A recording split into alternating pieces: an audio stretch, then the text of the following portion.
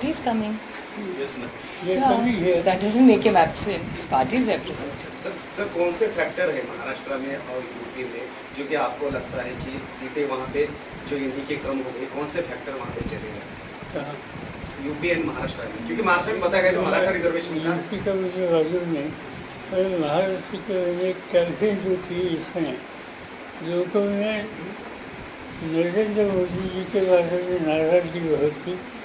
एक rising prices issue serious था, unemployment के बारे में नौजवानों बिल्कुल नाराजगी थी और किसानों की भी समस्या हल करने के लिए आज की हाकिम मोदी सरकार जो कामयाब नहीं हुई, इसकी रिएक्शन लोगों ने की और ये जो रिजल्ट आ गए, ये रिजल्ट में मैंने जो मुद्दे कहे ये नजरअंदाज नहीं कर सकते। जातिवाद इसमें उफान पर था ऐसे कहा जा रहा है।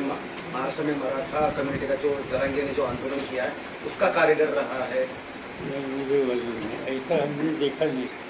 सर आपने कहा कि नंबर किसके पास है ये ध्यान रखना होगा। आज की तारीख में जो एनडीए का नंबर है वो बहुमत से पार है, लेकिन आप लोग भी बहुत बहुमत के करीब है, लेकिन बहुमत है नहीं। लेकिन कांग्रेस की तरफ से टीडीपी को बहुत ऐसे ट्वीट्स किए जा रहे हैं, बहुत सारी बातें कही जा रही है, जिससे ये कहा जा रहा है, अनुमान लगाया जा रहा है कि टीडीपी को एक तरह से कांग्रेस फीलर दे रही है। अगर इस तरह की संभावना बनती है कि जेडीयू ये भी हमें मालूम है कि आप ही बोलते हैं, हमारी बात ही जिस पर भीड़ नहीं, ये इशू आप रेज करते हैं। आज पहली मीटिंग हमारे अस्पताल में है, ये मीटिंग के बाद वो कहना वो ठीक हो जाएगा। ना हमने तय किया, ना हमने बात की, और इससे आज ये जो इशू आपने रेज किया है इस बारे में हमें कोई मालूमात नहीं।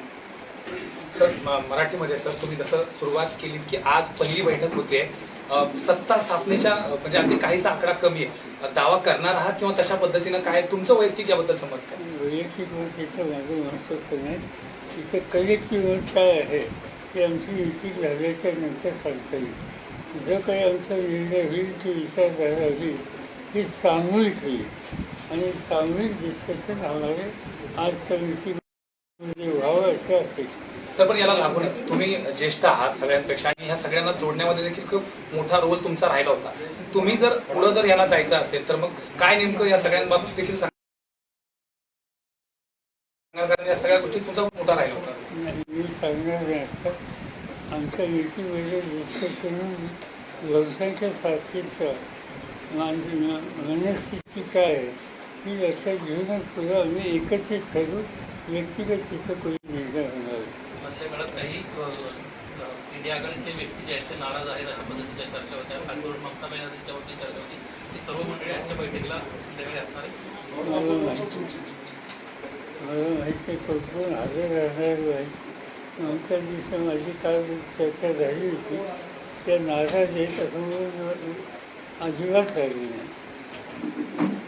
सर नितीश कुमार यांच्या पक्षाकडनं अनेक त्यांच्या मंत्र्यांनी वक्तव्य केलेत की त्यांना पंतप्रधानपदाचा दावेदार जे आहे ते एनडीए मध्ये बनवावं। दुसरीकडे चंद्रबाबू नायडू देखील म्हणतात की मी माझी भूमिका जी आहे ती वेळोवेळी माध्यमांसमोर मांडत राहील।